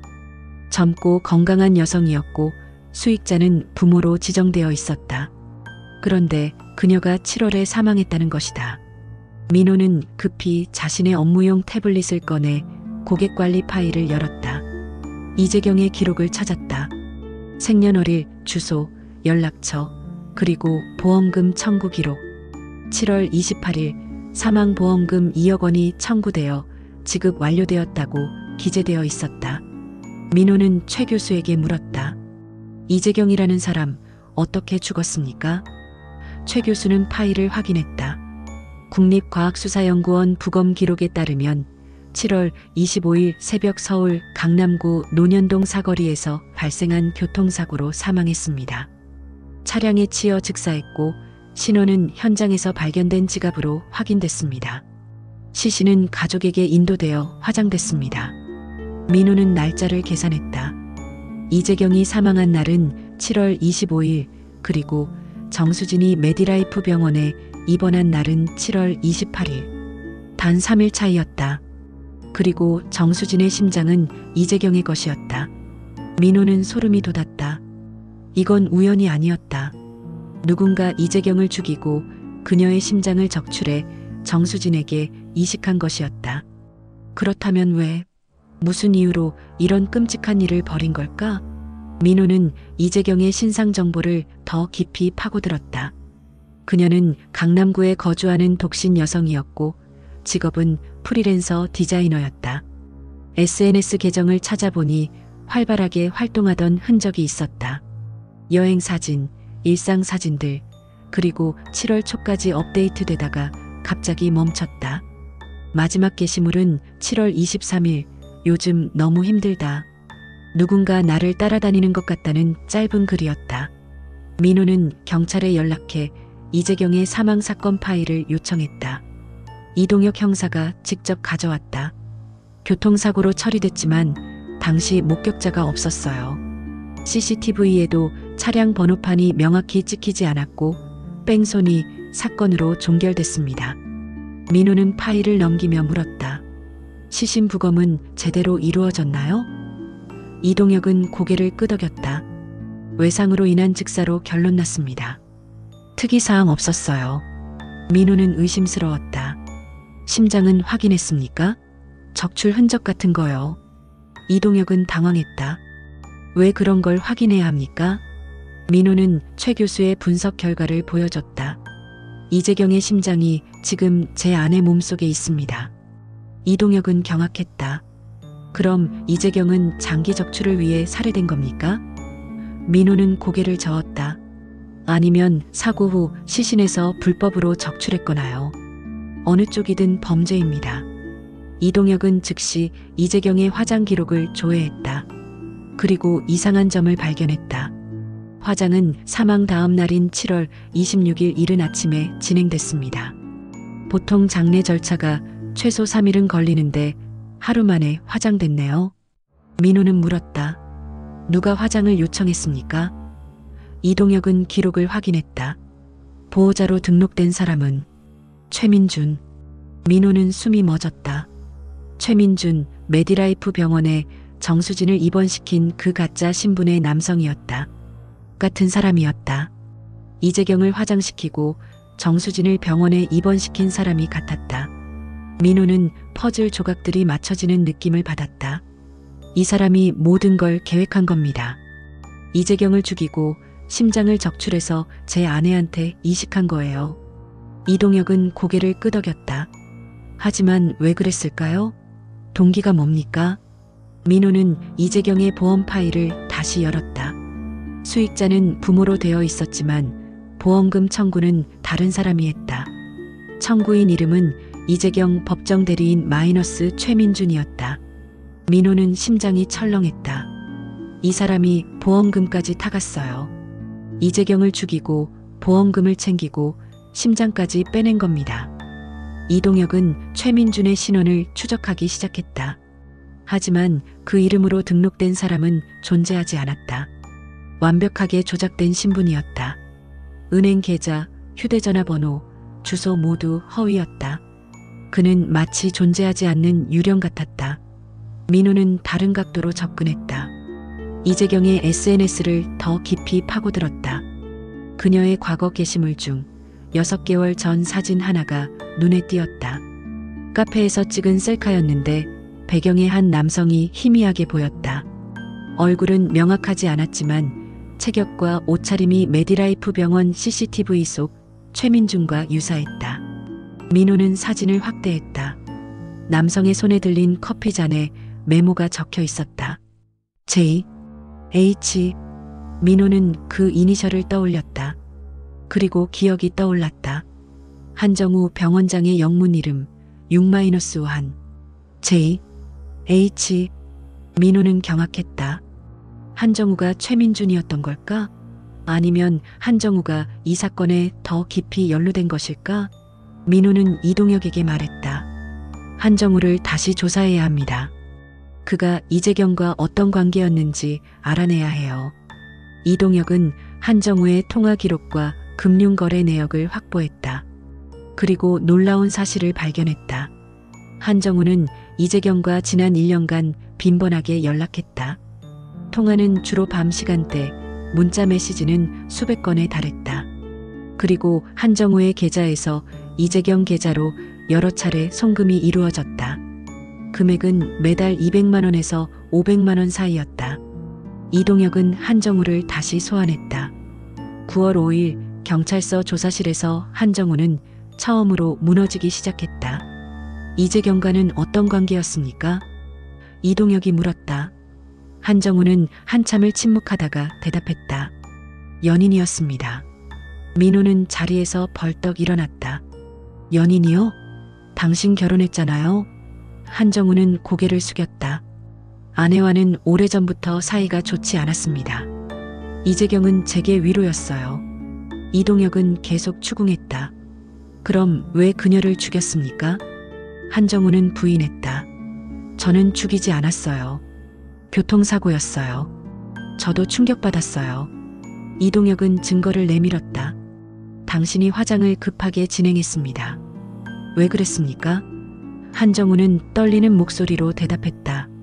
재경이 평소 화장을 원했어요. 그래서 빨리 처리해 준 겁니다.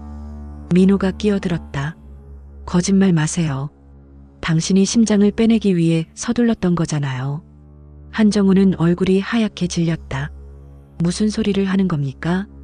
민호는 소리쳤다. 이재경의 심장이 제 아내 몸에 있어요. 당신이 이식한 거잖아요. 한정우는 침묵했다. 긴 침묵 끝에 그는 입을 열었다. 저는 이식하지 않았습니다. 다른 사람이 했어요. 이동혁은 물었다. 누가 했습니까? 한정우는 고개를 저었다. 말할 수 없어요. 말하면 제가 죽습니다. 민호는 테이블을 쳤다. 지금 당장 말하지 않으면 당신은 살인죄로 기소될 겁니다. 한정우는 울먹였다. 제발 이해해 주세요. 저는 선택의 여지가 없었어요. 그 사람들이 저를 협박했어요. 재경의 심장을 내놓지 않으면 제 가족을 해치겠다고 했어요. 이동혁은 조용히 물었다. 그 사람들은 누굽니까? 한정우는 떨리는 손으로 메모지에 무언가를 적었다. 그리고 조심스럽게 건넸다. 거기에는 한 조직의 이름이 적혀 있었다. 오메가 메디컬 그룹. 이동혁은 그 이름을 처음 들었다. 이게 뭡니까? 한정우는 속삭였다. 불법 장기 매매 조직입니다. 아시아 전역에 네트워크를 가지고 있어요. 그들은 기증자가 아니라 공급원을 만들어냅니다. 사고로 위장하거나 실종자로 만들거나 뇌사 상태로 만들어서 장기를 적출합니다. 민호는 온몸이 얼어붙었다. 그럼 제 아내도 그들이 납치한 겁니까? 한정우는 고개를 끄덕였다. 정수진 씨는 타겟이었습니다. 건강한 중년 여성, 가족관계가 소원하고 실종되어도 큰 수사가 이루어지지 않을 거라고 판단된 사람이었어요. 민호는 목이 메었다. 그래서 제 아내를 납치해서 장기를 바꿔치기 한 겁니까? 왜요? 무슨 이유로요? 한정우는 대답했다. 정수진 씨는 이식 대상이 아니었어요. 그녀는 실험 대상이었습니다. 이동혁은 경악했다. 실험이요? 한정우는 설명했다. 오메가 그룹은 단순히 장기 매매만 하는 게 아닙니다. 그들은 인간 개조 실험을 합니다. 여러 기증자의 장기를 한 사람에게 이식해서 생존 가능성을 테스트하는 거죠. 정수진 씨는 그 피험자 중 한 명이었어요.肝과 심장을 교체하고 뇌 손상을 유도해서 의식을 통제하고 살아있지만 의지가 없는 상태로 만드는 겁니다. 민호는 주저앉았다. 아내는 인간이 아니라 실험체로 전락한 것이었다. 한정우는 계속 말했다. 그리고 정수진 씨의 실종은 자발적이었습니다. 적어도 처음에는요. 민호는 고개를 들었다. 무슨 소리입니까? 한정우는 파일을 꺼냈다. 정수진 씨는 5월 초 오메가 그룹과 접촉했습니다. 그들은 새로운 삶 프로그램이라는 명목으로 접근했어요.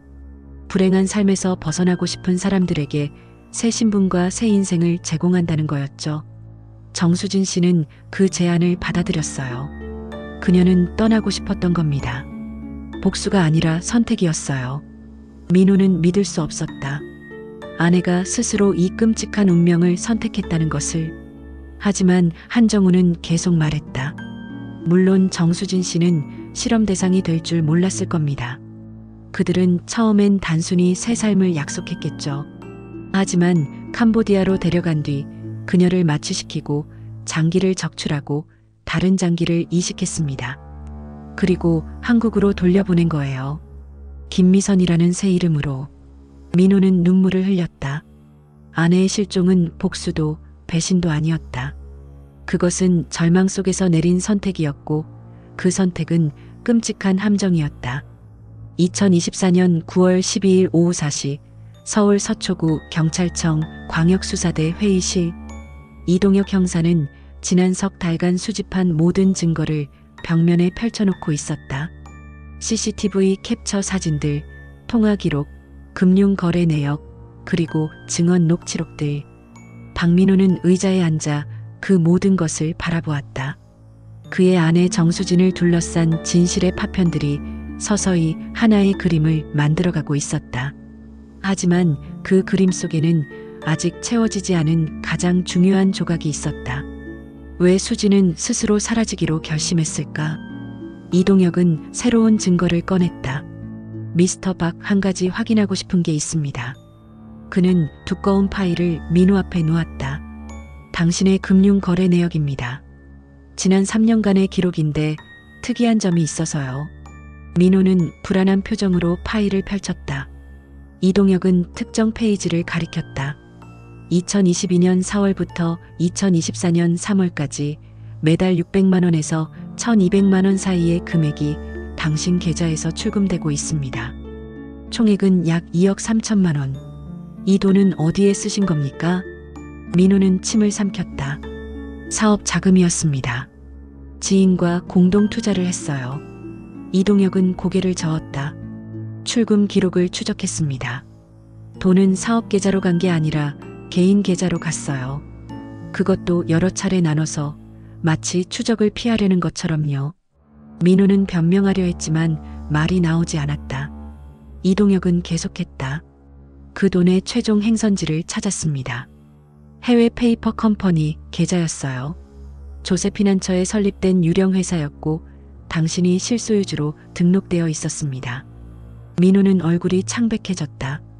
이동혁은 냉정하게 물었다. 보험 사기 하셨죠? 민호는 고개를 떨구었다. 긴 침묵이 흘렀다. 결국 그는 입을 열었다. 제 고객 중 몇몇이 가짜 사고를 만들어 보험금을 청구했습니다. 저는 서류를 처리해줬고 수수료를 받았습니다. 이동혁은 파일을 넘겼다. 이재경도 그 중 한 명이었나요? 민호는 고개를 끄덕였다.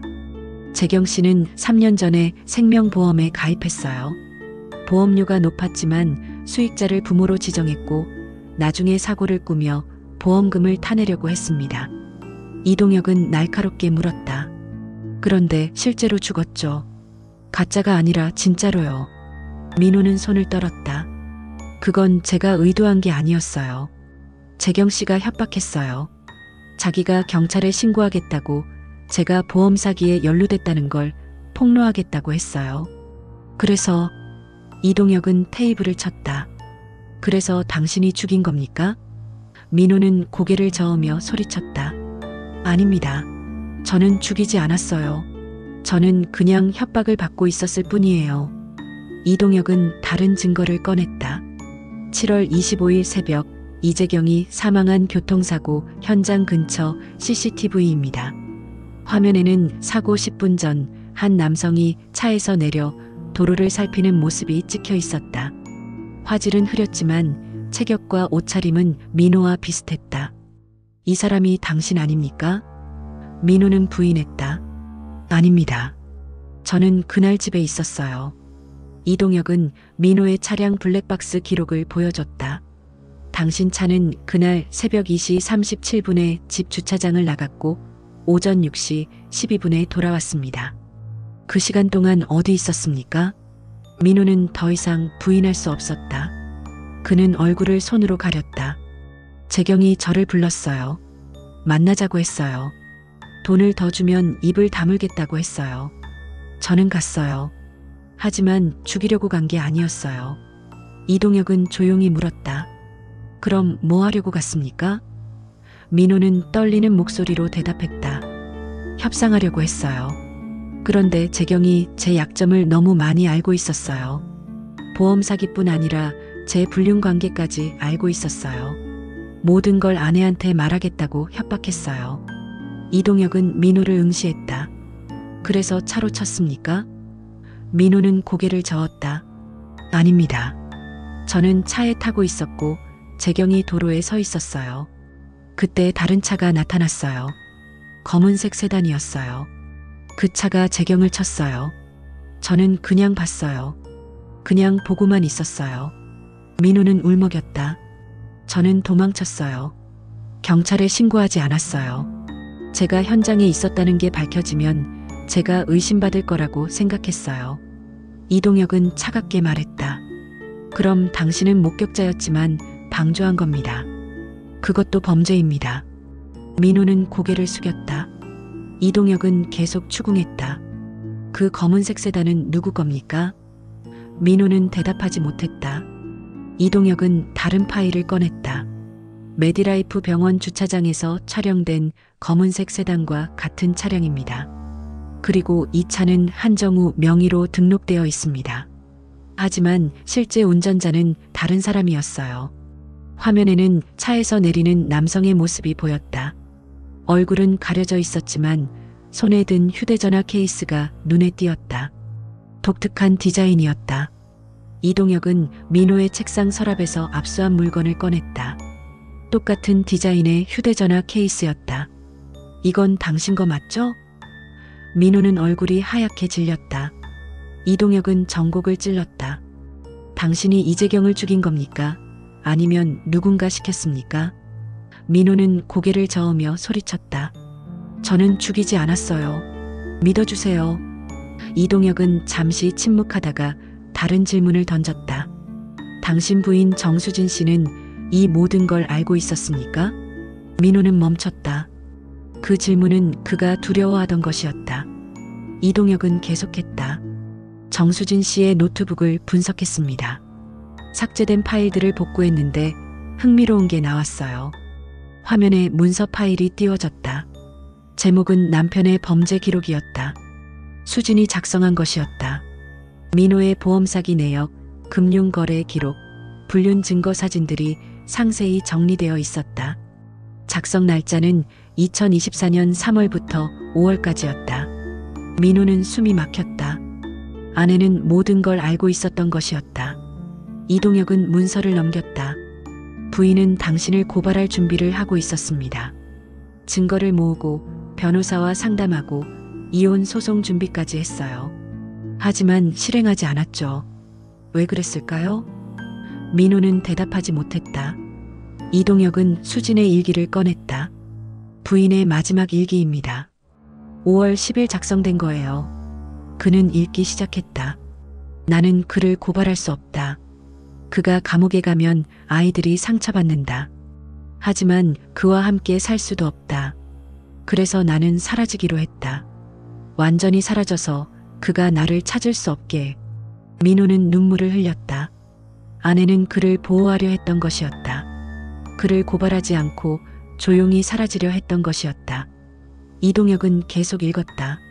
하지만 내가 그냥 사라지면 그는 나를 찾을 것이다. 경찰이 수사하고 진실이 드러날 수도 있다. 그래서 나는 죽어야 한다. 적어도 신분상으로는 새로운 사람으로 다시 태어나야 한다. 가람이 도와주기로 했다. 그는 나를 이해하는 유일한 사람이다. 민호는 주먹을 쥐었다. 최가람, 그 남자가 아내를 도왔던 것이었다. 이동혁은 최가람을 다시 소환했다. 9월 14일 최가람은 경찰서에 출두했다. 그는 차분하게 진술했다. 수진 씨는 제게 도움을 요청했습니다. 신분을 지우고 새 삶을 시작하고 싶다고 했어요. 저는 방법을 알아봤고 우연히 오메가 메디컬 그룹의 광고를 보게 됐습니다. 새로운 삶 프로그램이라는 걸 제공한다고 했어요. 신분 세탁, 성형수술, 해외 정착 지원까지 포함되어 있었어요. 수진 씨는 그 프로그램에 신청했습니다. 이동혁은 물었다. 당신도 그게 함정인 줄 몰랐습니까? 최가람은 고개를 저었다. 처음에는 몰랐어요. 합법적인 서비스인 줄 알았어요. 하지만 수진 씨가 캄보디아에서 연락이 끊긴 후 저도 불안해졌어요. 오메가 그룹에 연락했지만 답이 없었어요. 그때 깨달았죠. 이게 사기라는 걸. 이동혁은 냉정하게 말했다. 그럼 왜 경찰에 신고하지 않았습니까? 최가람은 대답했다. 신고하면 수진 씨의 계획이 드러날까 봐요. 그녀는 남편의 범죄를 감추고 싶어 했어요. 저는 그녀의 뜻을 존중했습니다. 이동혁은 한숨을 쉬었다. 당신의 선의가 결국 그녀를 파멸로 몰고 간 겁니다. 최가람은 눈을 감았다. 제가 미처 몰랐습니다.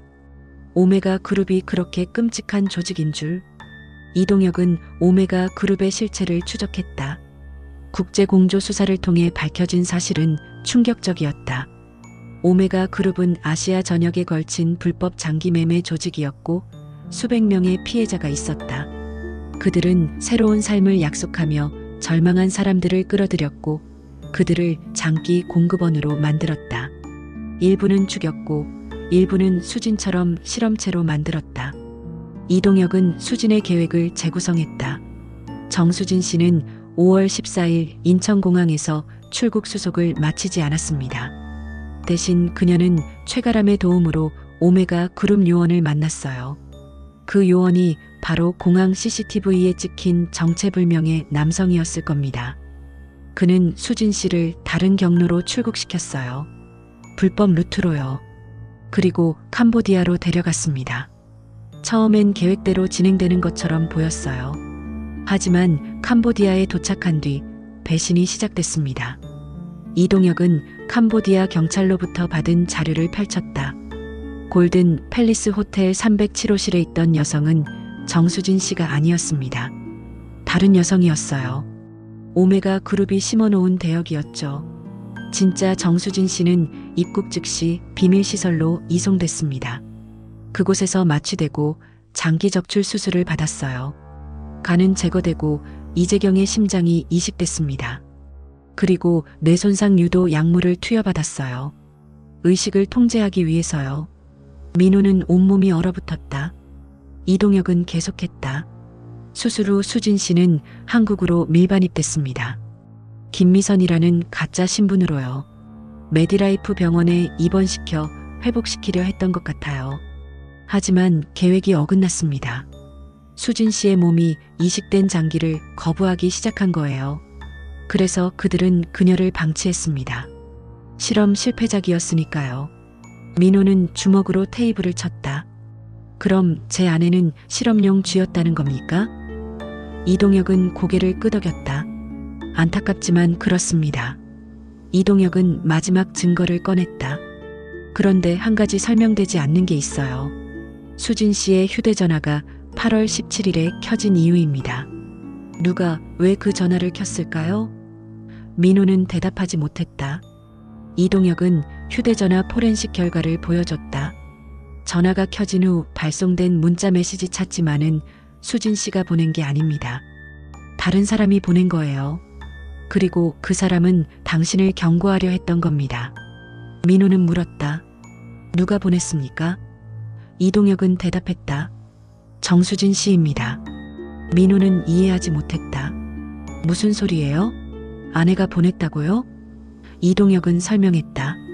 정수진 씨는 최소의식 상태였지만 완전히 의식이 없었던 건 아니었어요. 8월 17일 짧은 시간 동안 의식이 돌아왔던 것 같아요. 그녀는 자신의 휴대전화를 찾았고 힘겹게 전원을 켰습니다. 그리고 당신에게 마지막 메시지를 보냈어요. 찾지 마. 그건 경고가 아니라 부탁이었습니다.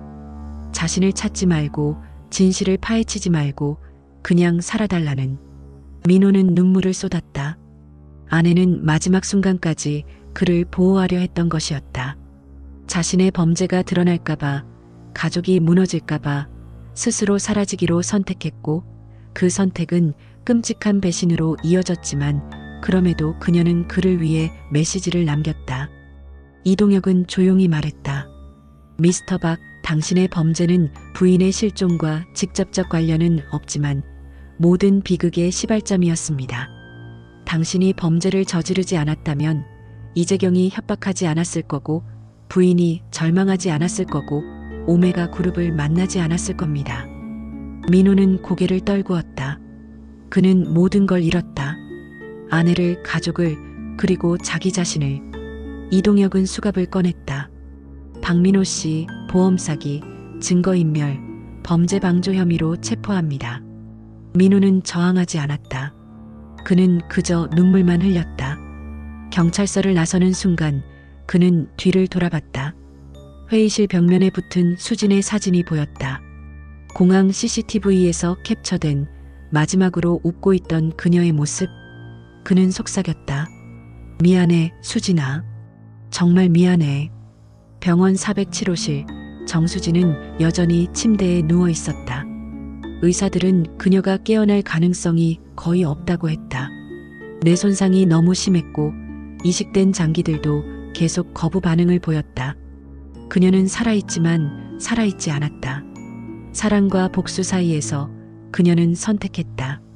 사랑을 택했고 그 대가로 모든 걸 잃었다. 하지만 그녀가 남긴 마지막 흔적은 아직 세상에 드러나지 않았다.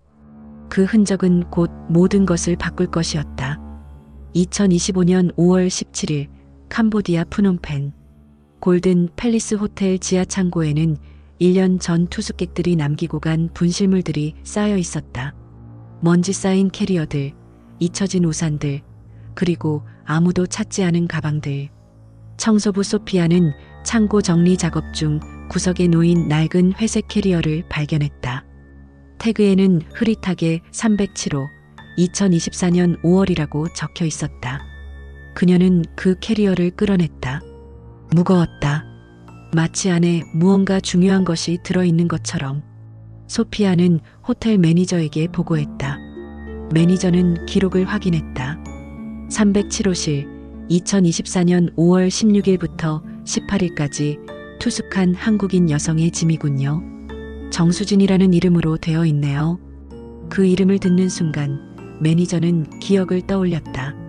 1년 전 실종 사건, 경찰 수사, 그리고 언론의 관심. 이 짐은 경찰에 넘겨야 할 것 같습니다.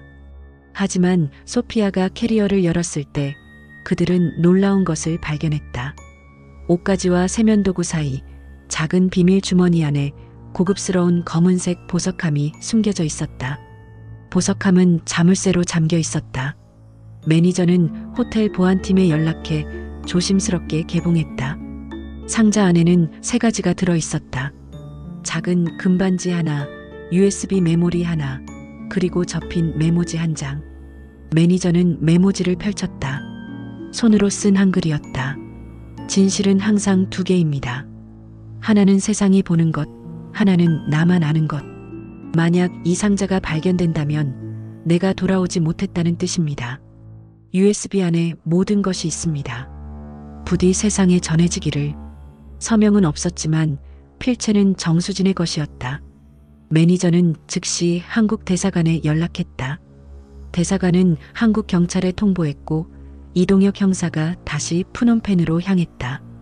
5월 20일 그는 골든 팰리스 호텔에 도착해 보석함을 인수받았다. 반지는 정수진이 평소 끼고 다니던 결혼 반지였다. 안쪽에는 영원히 2007이라는 각인이 있었다.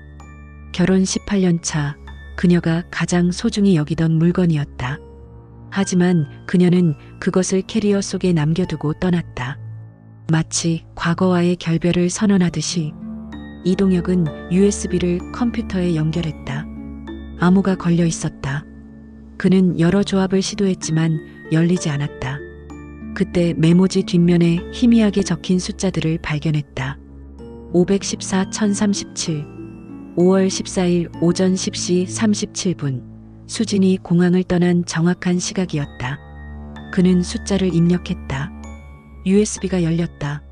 안에는 폴더 하나와 동영상 파일 여러 개가 저장되어 있었다. 폴더명은 내가 본 진실이었다. 이동혁은 첫 번째 파일을 열었다. 정수진의 얼굴이 화면에 나타났다. 녹화 날짜는 2024년 5월 12일 출발 이틀 전이었다. 그녀는 조용한 목소리로 말하기 시작했다. 이 영상을 보고 있다면 나는 아마 돌아오지 못했을 겁니다. 나는 내 선택의 결과를 알고 있었어요. 하지만 그래도 가야 했어요. 이게 유일한 길이었으니까. 그녀는 잠시 숨을 고르고 계속했다. 사람들은 내가 불행해서 떠났다고 생각할 거예요. 남편의 무관심 때문에, 가족의 무시 때문에. 맞아요. 그것도 이유였어요. 하지만 진짜 이유는 따로 있어요. 화면 속 수지는 눈물을 닦으며 말했다. 나는 남편이 범죄를 저질렀다는 걸 알았어요. 보험 사기, 금융 사기, 그리고 이재경이라는 여자와의 관계까지. 처음엔 경찰에 신고하려고 했어요. 증거도 다 모았어요. 하지만 신고하면 우리 아이들이 어떻게 되겠어요? 아빠가 범죄자가 되고 가족이 무너지고 아이들은 평생 그 상처를 안고 살아야 해요. 그녀는 고개를 저었다. 그래서 나는 다른 방법을 선택했어요. 내가 사라지는 거예요. 그럼 남편도 더 이상 범죄를 저지르지 않을 거고 가족은 조용히 살 수 있을 거예요. 이동혁은 화면을 멈추지 않고 계속 시청했다. 수지는 계속 말했다. 가람 씨가 새로운 삶 프로그램을 소개해줬어요. 처음엔 합법적인 것 같았어요.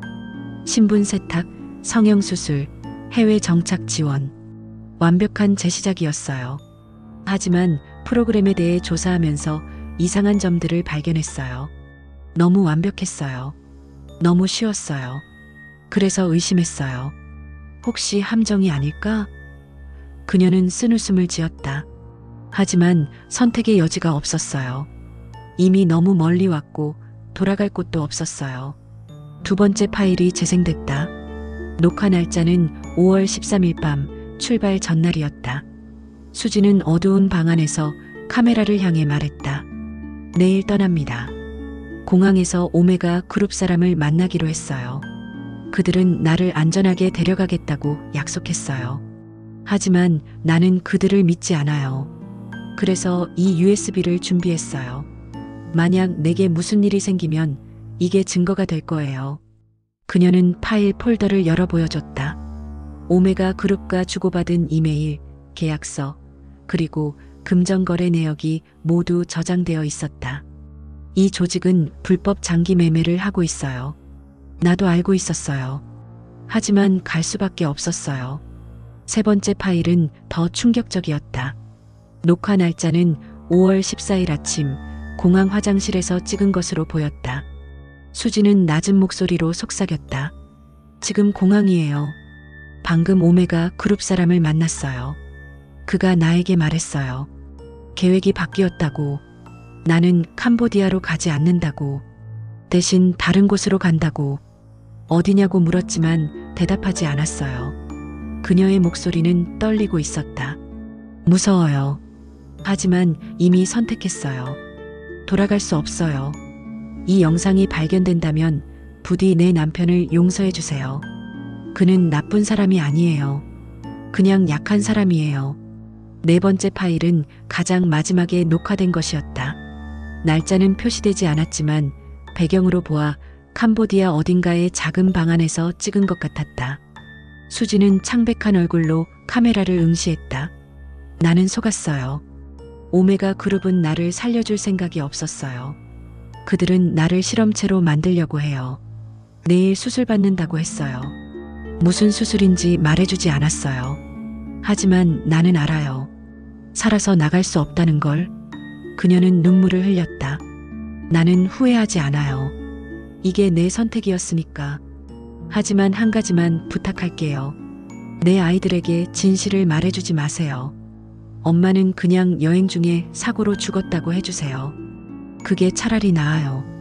마지막 파일은 동영상이 아니라 문서 파일이었다. 제목은 오메가 메디컬 그룹의 실체였다. 수진이 조사한 모든 자료가 정리되어 있었다. 조직의 구조, 주요 인물들, 불법 장기 매매 네트워크, 피해자 명단, 그리고 금융거래 기록까지. 이 자료는 국제수사의 결정적 증거가 될 수 있었다. 수지는 자신의 마지막 순간까지 진실을 기록하고 있었던 것이었다. 이동혁은 USB를 손에 쥐고 한참을 앉아 있었다. 정수진이라는 여성은 희생자였지만 동시에 용기 있는 고발자였다. 이동혁은 USB 내용을 국제형사경찰기구에 제출했다. 오메가 그룹에 대한 국제공조 수사가 시작됐다. 한 달 뒤인 6월 태국 방콕에서 조직의 핵심 인물 3명이 체포됐다. 그들은 수백 명의 피해자를 만들어낸 장본인들이었다. 한국에서는 한정우가 추가 혐의로 기소됐고 메디라이프 병원은 폐쇄됐다. 박민호는 보험 사기와 범죄 방조 혐의로 징역 3년을 선고받았다. 최가람은 방조 혐의로 집행유예를 받았다. 모든 것이 마무리되는 것처럼 보였다. 하지만 정수진은 깨어나지 못했다. 그녀는 여전히 서울대병원 중환자실 침대에 누워 있었다. 의사들은 기적이 일어나지 않는 한 회복 불가능하다고 했다. 민호의 두 자녀는 매주 병원을 찾아 어머니 곁을 지켰다. 아들은 취업에 성공했고 딸은 결혼을 미뤘다. 그들은 뒤늦게 어머니의 사랑을 깨달았다. 어머니가 자신들을 위해 얼마나 많은 것을 희생했는지, 얼마나 깊이 사랑했는지. 2025년 8월 17일 수진이 병원에서 발견된 지 정확히 1년이 되는 날, 딸 박지은은 어머니의 침대 곁에 앉아 편지를 읽었다. 엄마, 이제야 알았어요. 엄마가 왜 떠나려 했는지, 엄마가 우리를 얼마나 사랑했는지. 미안해요, 엄마. 우리가 엄마를 제대로 사랑하지 못해서. 이제라도 사랑할게요. 깨어나줘요, 엄마. 제발. 눈물이 편지지 위로 떨어졌다. 그때 모니터의 심박수가 미세하게 변했다. 간호사가 달려왔다. 뭔가 반응이 있어요. 의사들이 급히 검사를 진행했다. 뇌파의 미세한 활동이 감지됐다. 의식이 돌아오고 있을 가능성이 있습니다. 하지만 그것은 일시적인 현상이었다. 다시 평평한 파형으로 돌아갔다. 의사는 고개를 저었다. 아직은 아닙니다. 하지만 지은은 희망을 놓지 않았다. 어머니는 살아있었다. 그리고 언젠가 돌아올 것이었다. 적어도 그녀는 그렇게 믿었다. 같은 날 프놈펜 골든 팰리스 호텔 307호실. 그 방은 이제 다른 투숙객에게 배정되어 있었다. 청소부 소피아가 마지막으로 방을 점검하다가 침대 밑에서 작은 열쇠 하나를 발견했다. 녹슨 열쇠였고 태그에는 진실의 열쇠라고 적혀 있었다. 그녀는 그것을 분실물함에 넣었다. 아무도 찾지 않을 열쇠였다. 하지만 그 열쇠가 무엇을 여는 것인지, 어디에 사용되는 것인지는 아무도 몰랐다. 그것은 수진이 남긴 마지막 수수께끼였다. 한국 어느 작은 자물쇠 가게. 주인은 1년 전 한 여성이 특별 주문한 자물쇠를 여전히 보관하고 있었다. 정수진 고객님, 언제 찾으러 오시나요? 하지만 그녀는 오지 않았다. 자물쇠는 먼지만 쌓여갔다. 그 자물쇠가 무엇을 잠그기 위한 것인지 주인도 몰랐다. 그저 고객이 중요한 진실을 보관할 거예요 라고만 말했을 뿐이었다. 그 진실은 아직 어딘가에 잠겨 있었다. 그리고 그 문을 열 사람을 기다리고 있었다. 민호는 감옥 안에서 매일 아내의 편지를 읽었다. 수진이 USB에 남긴 메시지들을 출력한 것이었다. 당신은 나쁜 사람이 아니에요. 그냥 약한 사람이에요. 그 문장을 읽을 때마다 그는 울었다. 그는 약했다. 너무 약해서 아내를 지키지 못했고, 너무 약해서 진실을 외면했고, 너무 약해서 범죄를 저질렀다. 이제 그는 그 대가를 치르고 있었다. 하지만 아내는 여전히 그를 용서하지 않았다. 아니, 용서할 수 없었다. 그녀는 말할 수 없었으니까. 2025년 12월 31일, 한 해의 마지막 날.